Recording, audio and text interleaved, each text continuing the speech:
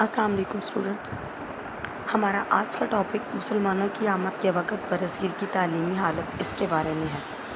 یعنی جب برصغیر میں مسلمان آئے ہیں، جب انہوں نے یہاں پہ قدم رکھا تو اس وقت وہاں کی تعلیم کے حالات کس طرح کے تھے. مسلمانوں کی آمد کے وقت یہ خطہ جہالت و تاریکی میں ڈوبا ہوا تھا. آرائیوں کی آمد کے بعد یہاں کا معاشرہ معزز اور ذلیل ذاتوں میں تقسیم ہو چکا تھا. یعنی کچھ لوگوں کو بہت زیادہ معزز اور وہ کچھ کو بالکل ہی کمتر سمجھا جا رہا تھا. تعلیم و تعلم پر صرف برہمن کی اجارہ داری تھی، حتیٰ کہ کھشتری و بیشپی تعلیم و تدریس کے شعبے میں برہمنوں کے ساتھ شریک نہ تھے. شودر پیدائشی طور پر کمتر سمجھے جاتے تھے. یہ چاروں طبقے وہ ہیں جو کہ ہندوؤں میں خاص طور پہ جو چار ذاتیں ہیں نا، ان کے بارے میں بتایا جا رہا ہے کہ اس وقت ہندوؤں کے اندر ذات پات کا بہت زیادہ تصور تھا، جن میں برہمن، کھشتری، ویش اور شودر شامل تھے. ان کا کام دوسرے طبقوں کی خدمت کرنا تھا، یعنی جو شودر تھے جن کو پیدائشی طور پر ہی کمتر سمجھا جاتا تھا. تعلیم کے لیے دروازے ان پر مکمل بند تھے.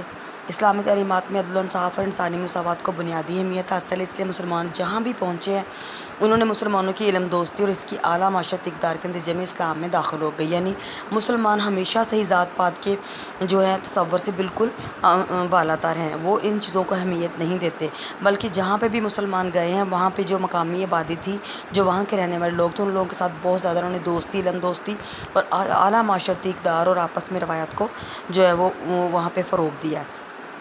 یہاں کا ہندو معاشرہ بھی مسلمانوں کی اعلیٰ روایات سے متاثر ہوا اور ان میں عمومی تعلیم کا تصور فروغ پا گیا.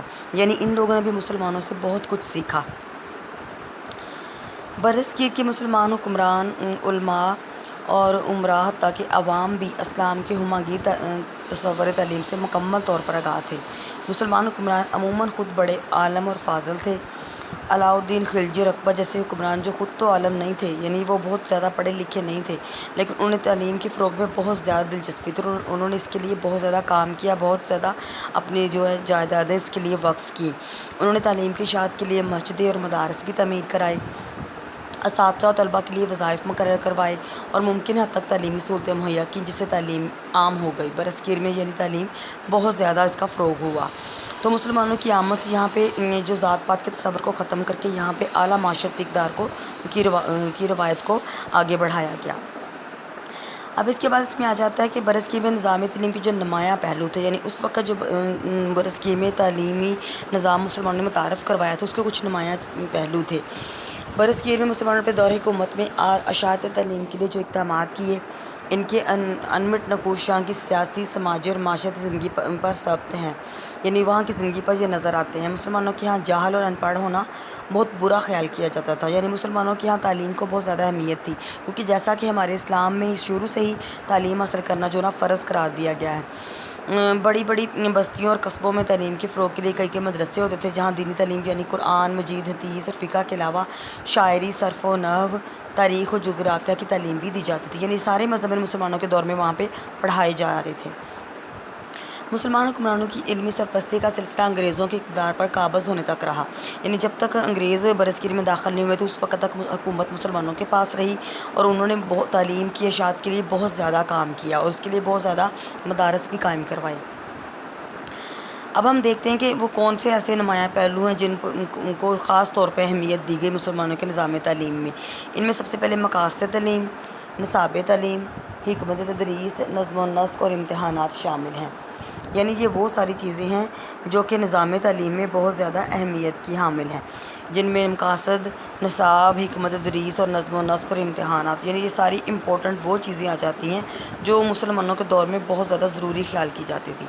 اب سب سے پہلے ہم اس میں مقاصد تعلیم کے بارے میں دیکھیں گے. مقاصد تعلیم کو نظام تعلیم میں بنیادی حیثیت حاصل ہے، یعنی جسے کہتے ہیں نا ایک بیس جو ہوتی ہے کسی بھی چیز میں. اسلام کی نظر میں تعلیم و تعلم کا اصل مقصد رضا الہی اور اخلاقی اسنا کی تکمیل ہے، کیونکہ ہم چونکہ مسلمان ہیں اس لیے ہمارے نزدیک اللہ تعالیٰ کی رضا سے آگے کوئی کام نہیں ہے اور علم کی روشنی سے جہالت کے اندھیرے کو دور کرنا ہے. برصغیر کے مسلمان حکمرانوں اور علماء کرام کی اشاعت تعلیم میں بھی دلچسپی کا جائزہ لیتے ہوئے ہم ایک طرف ہمایوں جیسے بادشاہ، فتح اللہ شرازی جیسے وزیر کو تعلیم و تدریس میں مشغول پاتے ہیں، تو دوسری طرف ہزاروں علماء اور مشائخ بھی اس فرض کی ادائیگی میں نظر آتے ہیں. یعنی ان لوگوں کے نزدیک تعلیم کے مقاصد مندرجہ ذیل تھے. سب سے پہلے اس میں آ جاتا ہے جو تعلیم کے مقاصد میں وہ رضا الہی ہے، رضا الہی کا حصول ہے۔ حصول رضا الہی کا مسلمانوں کی زندگی کا مقصد ہے، یعنی جو بھی کام انہوں نے کرنا ہے وہ اللہ تعالیٰ کی رضا کے لیے کرنا ہے۔ زندگی میں کوئی ایسا کام نہیں کرنا جو اللہ تعالیٰ کی رضا اور اس کی خوشنودی سے ہٹ کے ہو۔ رسول اکرم صلی اللہ علیہ وسلم کا ارشاد ہے کہ جس نے اس علم سے اللہ کی خوشنودی حاصل کی جا سکتی ہے اس لیے حاصل کیا کہ وہ اس سے کوئی دنیاوی غرض حاصل کرے تو قیامت کے دن وہ جنت کی خوشبو بھی نہیں پائے گا۔ یعنی وہ صرف اس غرض سے اگر تعلیم حاصل کرے کہ وہ دنیاوی مقاصد حاصل کرے گا یا دنیا میں دکھاوا کرے گا تو وہ جنت کی خوشبو بھی ان سے بھی دور رہے گا۔ برصغیر پاک و میں ان لوگوں کے علاوہ جنہوں نے تعلیم کو بطور پیشہ اختیار کیا بے شمار لوگ ایسے جن کی معاشی مشغولیتیں اور تھیں، لیکن انہوں نے حدیث کے مطابق جو کچھ انہوں نے سیکھا محض رضا الہی کے لیے دوسروں کو سکھانے کی بھی کوشش کی۔ یعنی ہر وہ چیز انہوں نے اس حد تک سیکھی جس میں وہ خود اپنے لیے بھی فائدہ اور دوسروں کو بھی اس سے فائدہ دیتے۔ یہی وجہ کہ برصغیر کے علاوہ اسلامی ممالک میں بھی مسجد اور خانقاہوں کے علاوہ لوگوں کے گھروں پر بھی بغیر کسی دنیاوی لالچ اور معاوضے کے مدارس قائم تھے۔ یعنی وہ لوگ اپنے گھروں میں چھوٹے چھوٹے مدرسے قائم کرتے تھے جہاں پہ مسلمانوں کو فی سبیل اللہ تعلیم دی جاتی تھی۔ اہل علم کے علاوہ ہندوستان کے حکمران طبقہ بھی یہی مقاصد سامنے رکھتے ہوئے تعلیم کو عوام الناس تک پہنچایا، یعنی انہوں نے بھی تعلیم کے لیے بہت زیادہ کام کیا۔ اس کے بعد اس میں آیا تعمیر سیرت کردار، یعنی جہاں تعلیم میں رضا الہی کا ضروری ہے وہاں پہ اس کے لیے تعمیر سیرت کردار بھی مقاصد تعلیم کا ایک حصہ ہے۔ یعنی ایسی تعلیم ہو جس میں انسان کے کردار کی تربیت ہو سکے، یعنی اچھے طریقے سے آپ اس کے کردار کو یعنی اعلیٰ اخلاقی اقدار اس کے اندر پیدا کریں۔ برصغیر مسلمان صوفیہ کرام نے بھی تعلیم کے لیے اپنے طلبہ کے کردار کی تعمیر کی اور اپنے اچھے اخلاق ان میں پیدا کرنے کی کوشش کی۔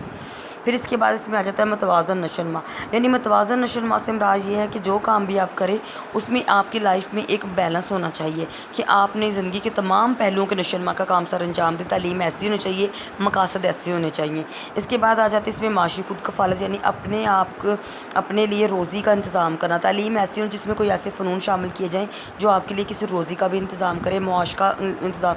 اس دور میں بھی مسلمانوں کو خطاطی، کتابت، جلد سازی وغیرہ ایسے تمام ہنر سکھائے جاتے تاکہ اپنے لیے وہ کچھ معاشی ضرورت بھی اپنی پوری کر سکیں۔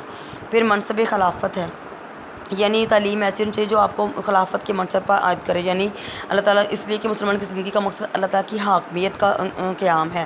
یعنی تعلیم انسان کو اس مقصد کی ادائیگی کے لیے تیار کرتی ہے کہ وہ اللہ تعالیٰ دنیا میں اللہ تعالیٰ کا خلیفہ بن کر زندگی گزارے۔ پھر اس کے بعد نصاب تعلیم آ جاتا ہے کہ نصاب تعلیم میں کیا کیا چیزیں شامل تھیں۔